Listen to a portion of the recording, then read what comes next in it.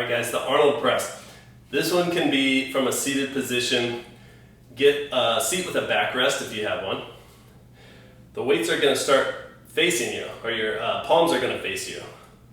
Nice and low, elbows are going to stay underneath the weights.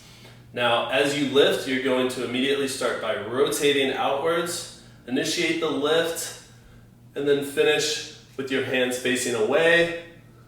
The weights are going to be up and behind your head. So from the side. You want to rotate and press at the same time, as opposed to rotating and then pressing. Rotate and press together.